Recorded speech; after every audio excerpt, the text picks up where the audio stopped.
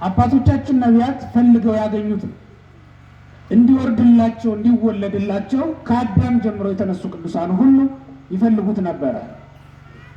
አይሁድ ደግሞ በዘመኑ የነበሩ ሰዎች እንደመታደል ሆኖ በዘመናቸው ስለመጣላቸው ደስ ሊላቸው ሲገባ ደስ አላላቸው። እግረ መንገዱን አድሮባቸው ያለ ሰይጣን ሲከፋ እነሱም አብረው መሳሪያ ሆነው ማገልገል ጀመሩ። ሰይጣን አዝኗል። ምክንያቱም አምላካችን መድኃኒታችን ኢየሱስ ክርስቶስ የሰይጣንን መንግስት ሊሽር ሊያጠፋ ነውና የመጣው። ይህን የሚያውቅ ሰይጣን ታግሏል። ክርስቶስ እንደተወለደ ጀምሮ ነው ነገስታትን እየቀሰቀሰ ሲያሳድደውና ሊያስገድለውም ሲያስመክርበት የነበረው። ገና ሕፃን በነበረ ጊዜ በእናቱ እቅፍ በነበረ ጊዜ የሞት አዋጅ ያታወጀበት። ይህንን የሚያውቅ ሰይጣን በልባቸው አድሮ አይሁድንም ያነሳሳቸው ነበር። በዓል ያከብራሉ፣ ወደ መቅደስ ይወጣሉ፣ የኦሪትን ሕግ የሙሴን ስርዓት ፈጸም ይላሉ።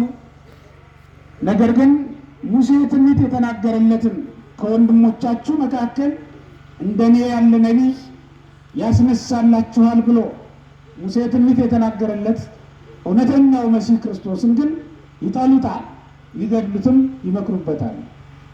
መግደላቸውን አይተው ቤተ መቅደስ መመላለሳቸውን የማያቆሙ በዓል እናከብራለን ይላሉ፣ እንደ አይሁድ ስርዓት እንደ ሙሴም ስርዓት እንኖራለን ይላሉ። ነገር ግን መድኃኒታችን ኢየሱስ ክርስቶስን አጥብቀው ይጠሉት የነበረ እነሱ ናቸው። አሕዛብ በዚያ ሰዓት ያወቁት የሰሙት ተቀብለውታል፣ አልተቃወሙትም። በእርግጥ ከቀደሙትም ነቢያት መካከል አሕዛብ የገደሉት የለም። የእግዚአብሔርን ቃል ስለነገሯቸው እስራኤል ራሳቸው ናቸው። በእውነተኛ አኗኗር አይኖሩ ስለነበረ እውነትን ሲነግሯቸው እየከፋቸው ድንጋይ እያነሱ የገዛ ወገኖቻቸውን ነቢያቱን ይገድሏቸው የነበሩ ራሳቸው እስራኤላውያን ነበሩ። በሐሰት ትርክት አገር የሚመራ በሐሰት ኑሮ የሚኖር ማንኛውም ሰው እውነቱን ቢነግሩት ይቀየማል፣ ያኮርፋል እንጂ እውነትማ እውነት ነው ብሎ ሊቀበል አይችልም። አይጣፍጠውምና አይመቸውምና ይቀየማል። እናቱን አባቱን የገደሉበት ያክል ይሰማዋል፣ ያዝናል። አይሁድም ከሰይጣን ጋር ይኖሩ ስለነበረ እውነተኛውን እግዚአብሔርን ቃል የሚነግሯቸውን ወደ እውነተኛው መንገድ የሚመሯቸውን እውነተኞቹን መምህራን አሳደው በድንጋይ ወግረው ገድሏቸው ነበር። ይልቁንም እንደነ ጳስኮር ያለ ጳስኮር የሚባል አለ። በዚህ በኤርምያስ ጊዜ የነበረ 48 ምዕራፍ ጀምሮ ስትመለከቱት ኤርምያስን እንደነ ጳስኮር ያሉ የሐሰት ነቢያት እየተነሱ ህዝቡን ያሳምሱ፣ ህዝቡን ያስጨበጭቡ ነበር። ሰላም ሳይኖር ሰላም ሰላም የሚሉ ነቢያት ናቸው።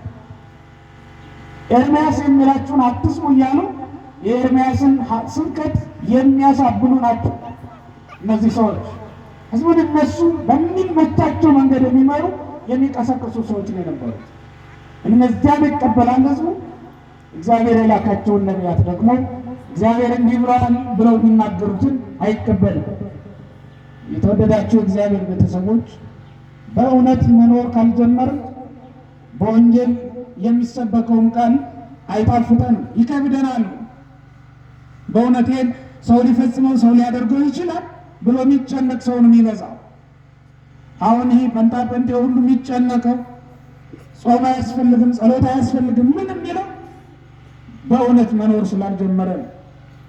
በእውነት መኖር የጀመሩ ቅዱሳንማ አንድ ቀን አይደለም 24 ሰዓት አይደለም 24 ቀን 40 ቀን የሚጾሙ ናቸው። መብል መጠጥ ከቶ የማያምራቸው የማያስቡ ናቸው። እነዚህ በእውነት የሚኖሩ ናቸው። የትኛውም የወንጌል ቃል የማይከብዳቸው ማለት ነው። ከወንጌል ቃል ያልከበደን የትኛው ነው? በእውነት የሚያስበው በእውነት መኖር ስላልቻልን አይደለም። ወንድምህን ውደድ የሚለው ነገር ያልከበደው ማን? ይህን ማክበር ይህን መፈጸም የቻለ ከኛ መካከል ማን? ወደ ሴት አይቶ የተመኛት አመነዘረባት ይላል። አታመንዝር የሚለውን ቃል በዚህ መልኩ ያልሻረ ማለት ሽሯል። ሰውን አትማ ቢባል ሰውን አለማማት ከባድ ሆኖበት አንደበቱን መቆጠብ መከልከል አቅቶት ሰውን ያላማማል እና ከወንጌል ቃል የትኛውን አክብረን እየፈጸም ነው የምንገኝ የትኛው ወደ እውነተኛ ኑሮ ስንመለስ ካልሆነ በስተቀር የእግዚአብሔር ቃላት ጭንቆቹ ነው የሚሆኑት። ያስጨንቋታል። ሰውነታችንን ከባድ ነው የሚሆኑ፣ ሸክም ነው የሚሆንብን። ህይወት አይደለም። ለቅዱሳን ግን ህይወታቸው ነው። ካላደረጉት አይመቻቸውም፣ አይስማማቸውም። ካልፈጸሙት እረፍት የላቸውም። ስለዚህ ቃሉን መፈጸም ያተጋቸዋል። ሁልጊዜም በነቁ ቁጥር የእግዚአብሔርን ቃል አለመፈጸማቸው ያሳስባቸዋል፣ ያሳዝናቸዋል። ቤት እንዳለመስራት፣ ኑሮ እንዳለመምራት ይቆጥሩታል። የእግዚአብሔርን ቃል የእግዚአብሔርን ትእዛዝ የተላለፉበትን ጊዜ እንዳልኖሩበት ይቆጥሩታል። አይ እረፍት ይነሳቸዋል፣ ሰላም ያሳጣቸዋል። በእውነት መኖር ስንጀምር እንደዚያ ነው። ስለዚህ እነዚህም ሰዎች በእውነት መኖር አልቻሉም ስለነበር እውነት የሚነግሯቸውን መምህራንን ይጠሉና ያሳድዱ ነበር። እንደውም የነቢያት መምህራቸው የነቢያት አምላካቸው ፈጣሪያቸው ኢየሱስ ክርስቶስ በስጋ እንኳን ቢመጣ ሊቀበሉት ፈቃደኞች አይደሉም። እንስሳት ተቀብለውታል፣ እጅ መንሻም አቅርበውለታል። ኢሳይያስ እንደነገረን ትንቢተ ኢሳይያስ ምዕራፍ 1 ላይ እንደምናነበው እንስሳት ገብረውለታል። ላህምኒ አይመረዛጠው ወአድግኒ ምጥማው እስራኤልኒ ዘማራዊ ተጠርክቦሙ እያይመሩኒ። እስራኤል ወገኖቼ ናቸው ያልኳቸው ወደ እነሱ ብመጣ አልተቀበሉኝ። እግዚአብሔር የእንስሳትን ባህሪ አድርጎ አልመጣም። የእኛን ባህሪ የእኛን አካል ገንዘብ አድርጎ ወደኛ መጣ። እኛ ግን አልተቀበልነው። ሰዎች አልተቀበሉትም። የእኛን ባህሪ እነሱን መስሎ ቢመጣ ናቁት። ለጊዜው የሚጠጋበት የሚያርፍበት እንኳን ጎጆ መስጠት አልፈለጉም። ጥቂቶች ናቸው እጅ መንሻ ያቀረቡለት፣ ብዙዎች ናቸው ሰይፍ የመዘዙበት። የተጣሉት ያሳደዱት የመከሩበት ይበዛሉ። ያገኙት ደብድበውታል፣ ያላገኙት ደግሞ መቼ አግኝተህ ነው በገደል ነው ብለውታል። ሞቱን ተመኝተውለታል። ዮሐንስ አፈወርቅ እንደነገረን ሄሮድስ ያሰለፈው ሰይፍ ያስታጠቀው በጌታ ላይ ያነሳሳቸው ሰራዊቶች ብዛታቸው 2000 ያክል ነበር ይላል። 2000 ሰው ሰይፍ ታጥቆ እሱን ፍለጋ ወጥቷል። የተቀበሉት ግን 2000 አይደሉም፣ 120 ነበሩ። ምንኛ ያነሱ ናቸው፣ ግን ደግሞ ከወርቅና ከብር ይልቅ የተመረጡና የመጠሩ ናቸው። የተዋቡ ናቸው፣ ያጌጡ ናቸው፣ ብርቶች ናቸው፣ ዓለምን ማሸነፍ የሚችሉ ናቸው። ስንት ናቸው? 120። ገዳዮቹ ስንት ነበሩ? 2000ዎቹ ያልገደሉት ጌታ 120ዎችን ይዞ ዓለምን አሸነፈ። ወንጌል በዓለም ሁሉ ተሰበከ። በክርስቶስ የሚያምኑት በዓለም ዳር እስከ ዳር ድረስ አሉ። እስካሁን ድረስ ወንጌል እንዳትሰበክ አላደረጓትም፣ አልከለከሏትም። ይህች ወንጌል አይሁድ የሰለቿት፣ አይሁድ የናቋት፣ አንሰማትም ብለው የተመረሯት ጭንቅ የሆነችባቸው ወንጌል በሰማይ ለመላእክት ተሰበከች፣ በአጸደ ነፍስ ለሙታን ተሰበከች። ነፍሳት በሲኦል ሆነው ሰምተዋታል። ጌታ በሲኦልም ሰብኳል። ለ32 ሰዓት ያክል ሲሰብክ ነበረ። መላእክቱም ሰምተውታል። ለ10 ቀን ያህል ተሰብኮላቸዋል ብለው መምህራን በትርጓሜ ነግረውናል። ስለዚህ የእግዚአብሔር ቤተሰቦች የተቀበሉት እጅግ በጣም ጥቂቶች ናቸው ያከበሩት። ከእንስሳት ማነስ ሃይማኖት የሌለ ሰው ከእንስሳትም ያነሰ ነው። ባናማሩ በግብሩ ከእንስሳትም ያነሰ ነው። ፈጣሪውን ካላወቀ እንስሳት እኮ ፈጣሪያቸውን ያውቃሉ። የበለዓም አህያ ከበለዓም የተሻለች ነበረች። ምክንያቱም በለዓምን የሚያግደውን የሚከለክለውን የእግዚአብሔርን መልአክ አውቀዋለችና መንገድም ለቃለታለችና። በለዓም ግን መልአኩን እንኳን አይቶ ከጥመቱ ሊመለስ አልቻለም። ከጠማማነቱ የሚመልሰው ከእግዚአብሔር ጋር የሚያስታርቀው አንዳችም ነገር አላገኘም። በለዓም እንደተጣመመ ሞተ። ያች አህያ ግን ብቸኛ ታሪክ በመጽሐፍ ቅዱስ አስመዝግባለች።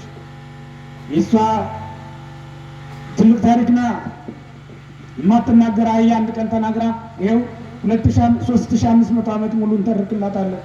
ያቺ አህያ የነበረችበት ዘመን አሁን 3500 ዓመት ሆኖታል። በታሪክ ወደ 3500 ሙሉ ዘመን ሙሉ የበላም አህያ እየተባለች ይተረክላታል። በላም ደግሞ ሲረገም ይኖራል። ሰው ከእንስሳ እንዴት ያንሳል? እግዚአብሔር ቤተሰቦች፣ እኛስ ከእንስሳ አላነስንምን? እንስሳት አሁን በዚህ ዘመን እንስሳት አይበልጡም ከአንዳንድ ሰዎች። እርግጥ ነው እግዚአብሔርን የሚፈሩ በሕጉና በሥርዓቱ ጸንተው የሚኖሩ አሉ። ግን ደግሞ ከእንስሳ ባነሰ ጠባይ የሚኖሩ ብዙዎች ናቸው። ከአንድ ወንድ አልፈው የሚሄዱ ሴቶች፣ ከአንድ ሴት አልፈው የሚሄዱ ባሎች ከእንስሳት ያነሱ እንደሆነ አታውቁም? ከእንስሳት መካከል ርግብን ብታጠኗት ፊሳልጎስ እንደነገረን የርግብ ባህሪዋ ከባሏ ጋር ጸንታ መኖር ነው። ቢሞትባትም ንጽሕናዋን ጠብቃ መኖር ነው። በድርሳነ ሚካኤልም ላይ ተጽፏል ታሪኳ። አፎምያ ለዲያብሎስ የጠቀሰችለት ሰው አልነበረም። እሱ አብርሃምን፣ ይስሐቅን፣ ያዕቆብን፣ ዳዊትን ጠቀሰ። 4 ሚስቶች ነበሯቸው። ስፍር ቁጥር የሌላቸው ሴቶች ከእነሱ ጋር ነበሩ ብሎ እንድታመነዝር አስተማራት። እሷ ግን እንኳን የሰው ልጆች እንስሳትም የእግዚአብሔርን ሕግ አክብረው ይኖራሉ፣ ለባህሪያቸው አይስማማም አለች። ስለዚህም ርግብን ጠቀሰችና ወንዱ ከሞተባት በኋላ ከሌላ ወንድ ጋር እንደማትቀራረብ ነገረችው። እንስሳትም ይህን አክብረው ይኖራሉ። እሱም ብቻ አይደለም፣ ሰው ከእንስሳም አንሶ ወንዱ ከወንድ ጋር፣ ሴትን ከሴት ጋር መጋባት ጀምረዋል። ከእንስሳት አላነስንም እንዴት ይባላል? ክርስቲያኖች እንዴት ይባላል? በሰማይ ስለበረር በምድር ስለተሽከረከር ይህንማ ከእነሱ አብነት ነስተን አይደለም። የሚበር ጀት ተወርዋሪ ብንሰራ የሚበሩ አዕዋፍን የሚበሩ አንሰርተን አብነት አድርገን አይደለም። በምድር የሚሽከረከር በራሪ ተሽከርካሪ ብናበጅ 4 እግር ያላቸውን እንስሳት አብነት አድርገን አይደለም። ይህን ታደጉ ባጃጅን ከፍጥረታት መካከል የሚመስላት ስለሌለ ካለ ፍጥረት ብያታለሁ ይላል። ካለ ፍጥረት ማለት በእርግጥም ወይ አህያ አትመስል ወይ ሰው አትመስል፣ ከሁሉም የተለየች ናት። 2 እግር ቢኖራት ሰው እንላት ነበር፣ 4 ቢኖራት አህያ እንላት ነበር። ማንን በላ ከስነ ፍጥረት የሚመስላት የለም። ስለዚህ ካለ ፍጥረት ይሏታል። ታደጉ ባይደ ፍጥረት ናት፣ ማንንም ስለማትመስል ነው። እንደዚያ ነው። አሁን ከነሱ አብነት ነስተን ነው ሁሉን ነገር የወሰድነው የሰራ ከእንስሳት ማለት ከአራዊት አብነት ነስተን። ይህን ስለሰራን ሰው ሊያስብለን አይችልም። ሰውን ሰው የሚያስብለው ሃይማኖቱ እግዚአብሔርን ማወቁ በእግዚአብሔር አርአያና አምሳል መኖሩ። እንደ እንስሳ ማለዳ ተነስቶ ይበላል አይደል? እንስሳትም አይበሉትም። ጫት ቆርጥሞም ይኖራል። ጫት እኮ ፍየል አትበላም። አሁን ጫት ማሳ ያላቸው ሰዎች ላይ ሂዳቸው ማሳው ላይ ቁማችሁ ፍየል ብትለቁበት አህያም ፍየልም አይበሉትም። እየመረጡ ነው የሚይዘውት። ሰው ደግሞ በውድ ዋጋ ገዝቶ ይበላል። ይቆረጥማ እንደ ወርቅ በግራም የሚሸጥ በምድር ላይ እሱ እኮ ነው። እንደ ወርቅ በግራም ተለክቶ በኪሎ አይደለም። 1 ኪሎ ነው ያህል ብር በጣም ውድ ነው። እና ጤፍ ቢወደድ በዚህ አይነት ምን ይገርማል? በርበሬ ቢወደድ ምን ይገርማል? በጣም እኮ ነው የሚገርመው። ከእንስሳት ማነስ እንዲህም አለ። ያን ጊዜ የነበሩ ሰዎችም ከእንስሳት ያነሱ ነበሩ፣ አላወቁትም ፈጣሪያቸውን። ለዛም እኮ ሲጠብቁት ነው የኖሩት። እንደ አባቶቻቸው ሱባኤ ገብተው ነው ሲጠብቁት ነው። በርግጥ የሸወዷቸውም ነበሩ። ከነሱ በፊት መጻሕፍቶቻቸውን መዛግብቶቻቸውን ያበላሹባቸው ሰዎች ተነስተው ነበር። ችግር የፈጠሩ እነዚያ ናቸው። ዓመተ ቃይናን ይባላል። የቃይናንን እድሜ ፍቃ አውጥተውታል። በመራውርም በጊዮርጊስ ወልደ አሜድም ታሪክ እንደተጻፈው ተፍቆ የወጣ እድሜ ነበረ። ከወሪቱ ወደ 1500 ዓመት አካባቢ ተፍቆ ወጥቶለታል ከወሪቱ እና ገና ነው ብለው የተከራከሩበት ያንን ስለሚያውቁ ነው። እንደው በዚህም ዘመን ታሪክ የሚሰርዙ የሚደልዙ ብዙዎች ናቸው ክርስቲያኖች። ታሪክ የሚያበላሽ እነዚያ ሰዎች የነገሩንን ታሪክ የጻፉልንን ታሪክ የምናነብ ከሆነ ወደፊት በሃይማኖት መቀጠል በኢትዮጵያዊነታችን መቀጠል በጣም ከባድ ነው። እየፋቁ ኦሮሞውን አማራው ሲያሳድደው ነበረ ብለው መጻሕፍትን ጽፈው ሀገሪቱን አጨናነቋት። አማራውን ኦሮሞ ሲገድለው ነበረ ብለው ደግሞ በሚቀጥለው ጽፈው ደግሞ ሌላ መጽሐፍ ያስቀምጡልናል። ስለዚህ አንዱ በተነሳ ቁጥር ያንን መጽሐፍ አንቡ ብድር እንመልሳለሁ ሲል ያን ሲነሳ ካሳውን ሲመልስ እንዲህ እየተባባን እየተጠፋፋ እንደምኖር ያደርጉናል ማለት። እግዚአብሔር ከክፉ ሰዎች ሴራ ሀገራችንን ይጠብቅልን። እንዲህ አድርጓቸው ስለነበረም ጭምር ነው። በእርግጥ ይሄኛው ትውልድ እነዚያ ክፉ ሰዎች የጻፉትን መጽሐፍ ተቀበለና አምኗቸው አባቶቻችን ያስቀመጡልን ነው ብሎ አምኗቸው እኮ የእነሱን አተራረቅ እውነት መስሎት በክርስቶስ ሳይጠቀሙበት ቀሩ፣ ሳይድኑበት ቀሩ፣ አመለጣቸው፣ የዘላለም ሕይወት አለፋቸው። አምነናቸው አይደል እንደ ያነገስናቸው?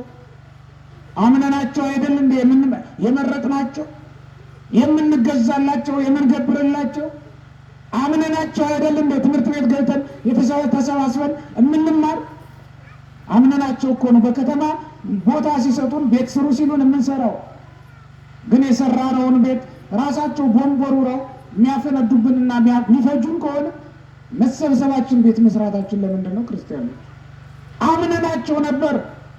ግን እነሱ የሚያፈርስ መጽሐፍ ጻፉና አንብቧሉን። ገዳይ ቀጥሮ ማስገደል አንድ ነገር ነው፣ ግልጽ ነገር ነው። ገዳይ መጽሐፍትን ጸሐፊ ቀጥሮ ማጻፍ ደግሞ ሌላ ስውር በደል ነው። ሲደረግ የነበረው ይሄ ነው። የቡርቃ ዝምታ የሚል ጸሐፊ ያለ የቡርቃ ዝምታ የሚል መጽሐፍ የጻፈ አማራ ኦሮሞውን እንዴት አድርጎ እንደበደለው፣ ኦሮሞ ደግሞ እንዴት እንደታገሰ ነው የሚያሳይ። ተቀጥሮ በመንግስት በጀት የጻፈው። ጊዜው ሲደርስ በእርግጥ መንግስትን ነግሮን ይሆናል። የሆነ ጊዜ ይህንንም ሲያወሩት ነበረ። ለእኛ ብለው አይደለም፣ ለፖለቲካቸው ጥቅም ብለው ነው ነግረውናል። ብቻ በአጠቃላይ የሆነ ሆኖ ግን የእግዚአብሔር ቤተሰቦች አምነን የሾምናቸው ሰዎች እንዲህ ካደረጉን አምኖት የማይከዳ ማን ብቻ ነው? ማን ነው? ወደ እሱ መመለስ መልካም ነው። ታማኝ ባል ለሚስት የሚሰጣት፣ ታማኝ ሚስት ለባል የሚሰጠው፣ ታማኝ ጓደኛ ለጓደኛ የሚሰጠው፣ ታማኝ የቤተ ክርስቲያን ጠባቂ፣ የቤተ ክርስቲያን መሪ፣ የቤተ ክርስቲያን አባት ለሕዝብ የሚሰጥ፣ ታማኝ ሀገር መሪ ለሕዝብ ለሀገር የሚሰጥ ማን ነው? እግዚአብሔር ነው። እግዚአብሔር ነው።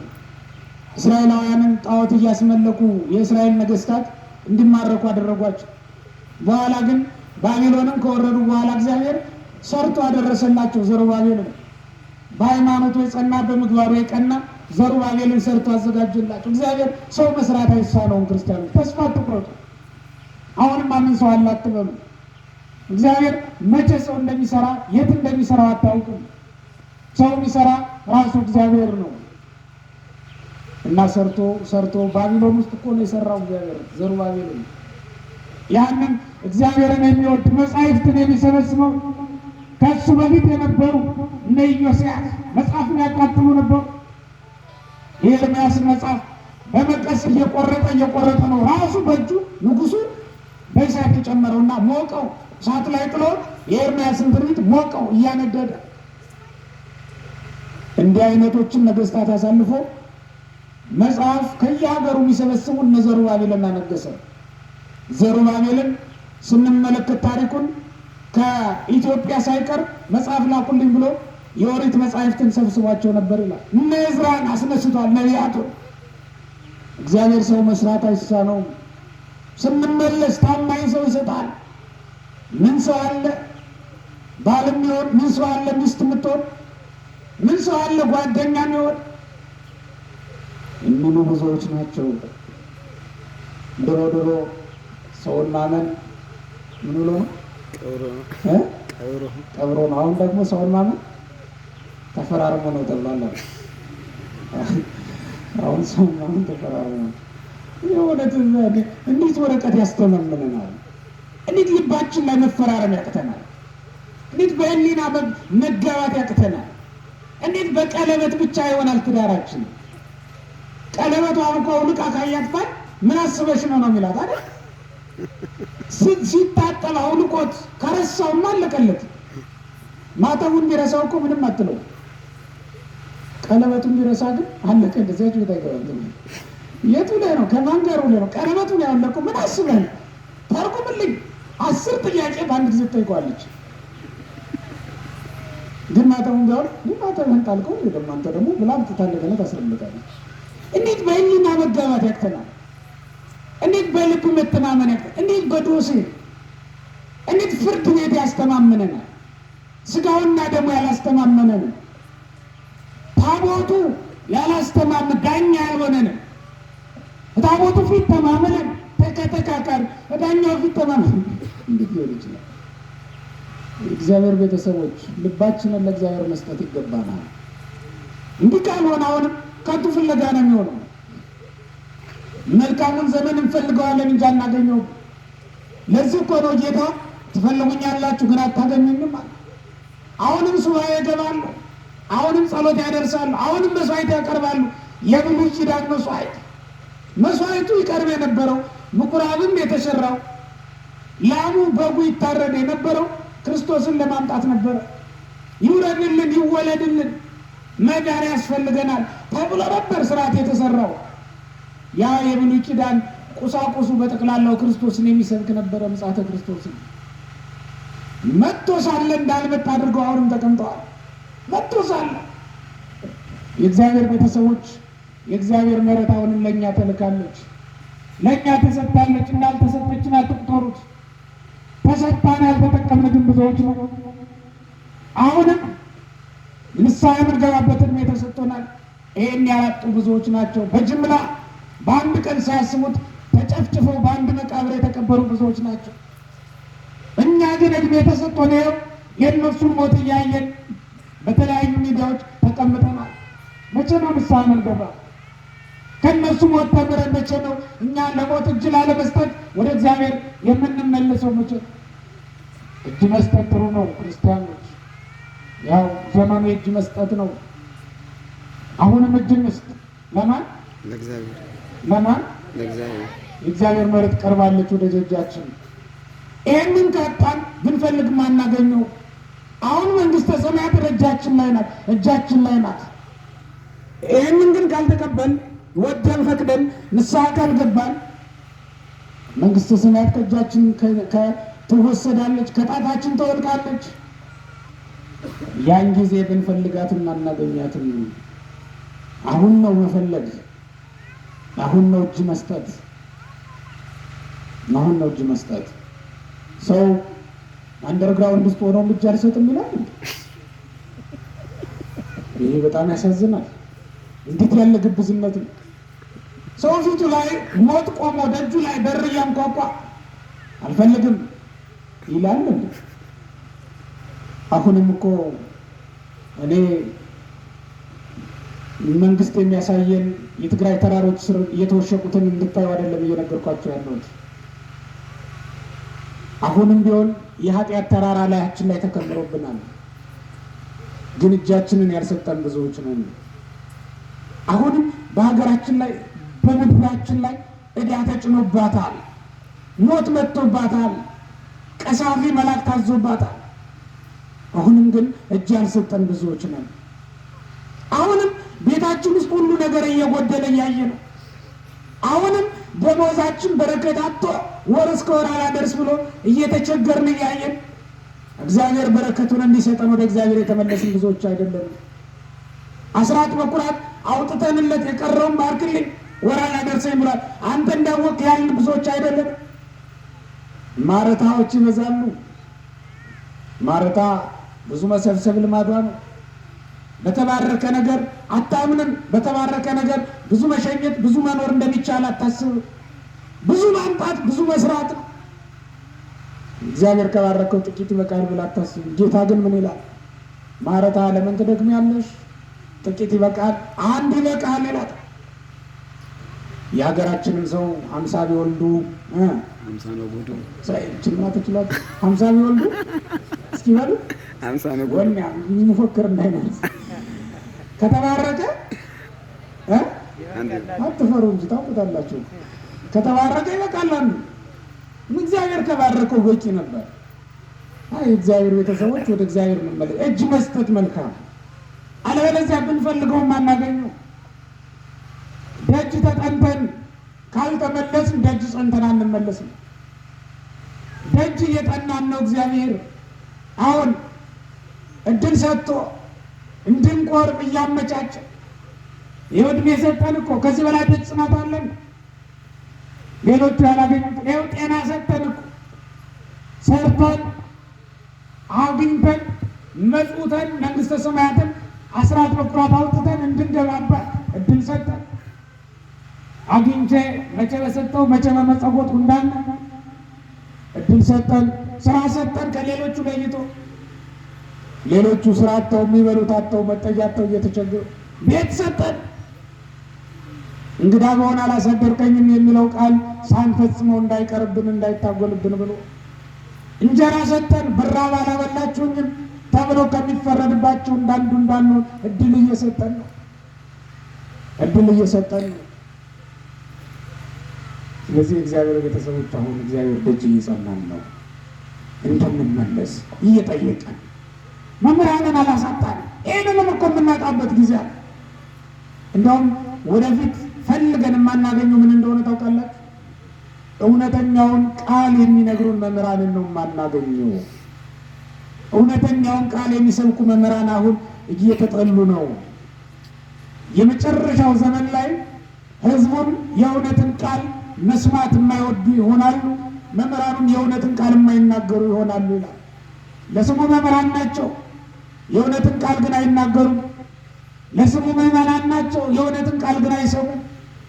ይሄ ተጽፏል በዮሐንስ ራእይ ላይ ስትመለከቱት ሳልስተ እዴሆን ለአሕማር ይማስና የሚል ቃል አለ። ይማስና ይጠፋሉ። ከመርከቦቹ 1/3 ይጠፋል። ሲሶው መርከብ ይጠፋል። የዮሐንስ ራእይ ምዕራፍ 8 ላይ የተጻፈ ቃል። ይህ ማለት መምህራን ይጠፋሉ ነው፣ እውነተኞቹ መምህራን። አሁንስ ቢሆን የሚያስቃችሁን አይደል የምትወዱ? የሚኮረኩሬ አሁን እነዚህ አሳቂ መምህራን መድረካቸው ሰፊ ነው፣ ተሳታፊያቸው ብዙ ነው። እያዝናና እኮ ነው የሚያስተምር። እንዲህ ነው እንጂ ዘመኑ የገባው። ለእናንተ ስንል ቀልድ እንማር። እውነት እኔ በጣም የገባው መምህር የሚባሉ አሁን የሚያስቁ ሰዎች ናቸው። የኮሜዲያኖቹ የሚሰርቶ በሰው እንጀራ ፍልፍሉ ሙቃው መምህር ሊሆን በጣም የሚገርም ሆነ። እንዲህ አይነት በእርግጥ እውነት ነው የሚያሳዝናችሁ የሚያስለቅሳችሁ ነገር ብዙ ነው። ብናስቃችሁ ባልከፋንም ነበር። ግን ንስሐ ስትገቡ ያን ጊዜ እግዚአብሔር ከሰማይ መንፈሳዊውን ደስታ በልባችሁ እንደሚሾም እናውቃለን። በመንፈስ ቅዱስ መደሰት ነው የዘላለም ደስታ። እኛ ስላሳቅናችሁ ጥርሳችሁ ሲከደን ሀዘናችሁ ይመለሳል። ቤታችሁ ስትመለሱ ጨለማው ይቆያችኋል። አሁኑ ፀሐይም የማታበራበት ዘመን ይመጣል። ጨረቃም ብርሃኗ የሚከለከልበት ዘመን ይመጣል። አይደል እንደሚለው በማቴዎስ ወንጌል ምዕራፍ 24 ላይ ጌታ ያስተማረን እኮ ይሄን ነው። ፀሐይን ይጸልም ወሩን ይሁ ብርሃኑ፣ ከዋክብቱም ይጠፋል፣ ድራሻቸው ይጠፋል፣ ሰማዩ ባዶውን ይታያል። በቁሙ አይደለም ሰማዩ የሚባለው ቤተ ክርስቲያኒቱ ናት። ሰማይ ባዶ ትሆናለች። እንደ ከዋክብት የሚያደምቋት ደቀ መዛሙርት ከጉባኤ ይታጣሉ፣ ከወንበር ወንበር የሚዘረጉ መምህራን ይጠፋሉ። እውነቱን የሚሰብኩ መምህራን ይኸው እነ የኔታ ደጉ ለዚህ ቋሚ ምስክር ናቸው። ሕያው ምስክር እውነት ለመናገር እጃችን ላይ ስላሉ አይደለም፣ እውነቱን ስላስተማሩ እውነቱን ስለተናገሩ ከጓደኞቻቸው ተለይተው በጡረታ የተገለሉ እውነቱን ስለተናገሩ ሌላ ነገር አይደለም። እውነትን መስማት የማይፈልጉ ሰዎች የፈጠሩት ነገር ነው እንጂ የኔታ የሚሉት አንድ አባባል አላቸው። የመምህር ጡረታ የለውም በቤተ ክርስቲያን።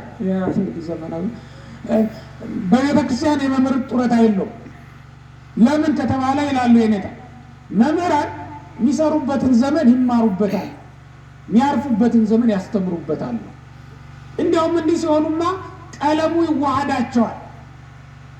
በዚህ ሰዓት ሲገኙ ጤና አግኝተው ከተገኙ ማን ይለቃቸዋል? ደቀ መዛሙርት ከበው መብላት ነው መጠጣት ነው። ከዚህ በኋላማ ቀለሙ ተዋህዷቸዋል። መጽሐፍ እንመልከት አይሉ መናገር ነው፣ ዝም ብሎ ማመስጠር ነው።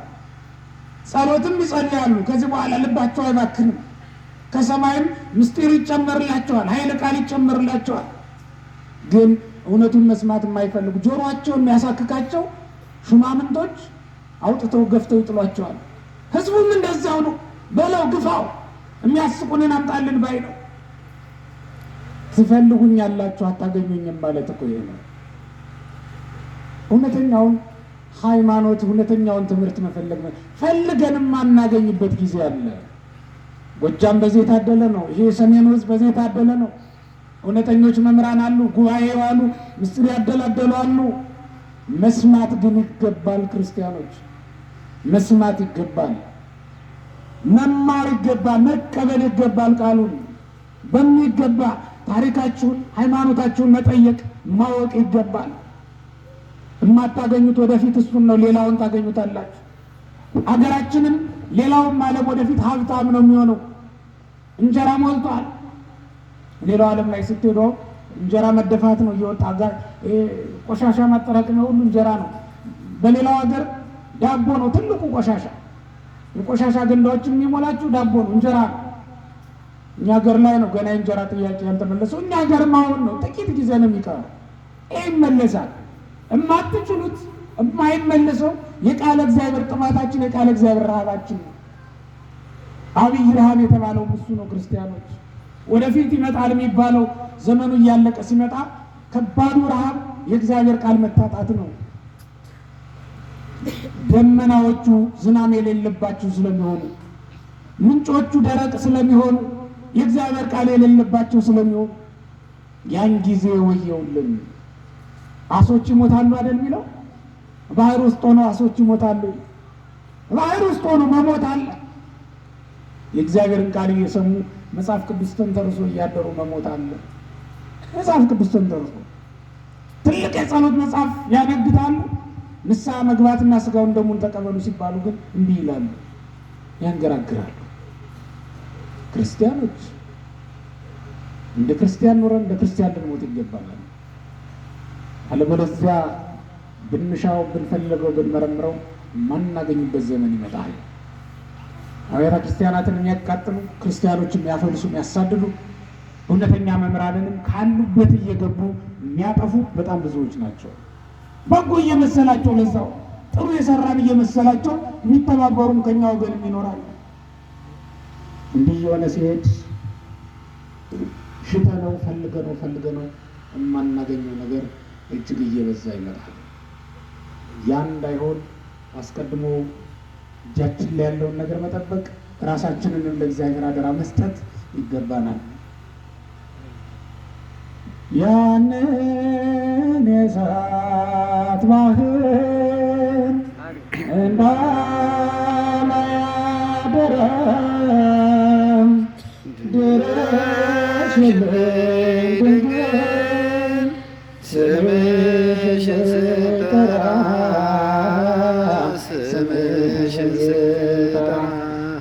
እኔስ በመማሬ ደካማ ሆኛለሁ።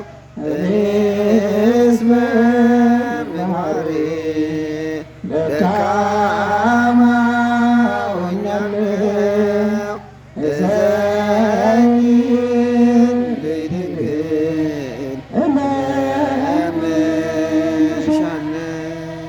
ይበቃናል። ለዝክረ ነገር ያህል ነው እንጂ የእንታም ሰፊ ጊዜ ኖሯቸው እኔም መስማት የምፈልገው እናንተም መማር የምትፈልጉት እሱን እንደሆነ አውቃለሁ። ከዚህ የተነሳ እንደውም ረጅም ጊዜ ነው ያስተማርኩትም የተናገርኩትም። ይህን ለበረከት ይበልልን። ቤተክርስቲያንም እየሰራችሁ ነው፣ እያየሁት ነው።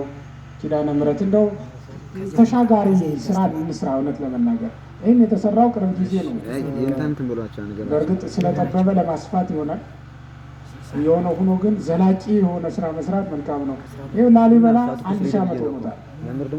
ከዛም በላይ የቆዩ አድባራት፣ ዋሻዎችም ሌሎችም ገዳማት አሉ እና ልክ እንደ አባቶቻችን ያለ ስራ መስራት ይኖርብናል። የማይበላሽ ስራ ሁላችንም እንግዲህ በዚህ ተባብረን ያለቃው አይደለም፣ ይሄ የካህናቱ አይደለም፣ የዚህ አጥቢያ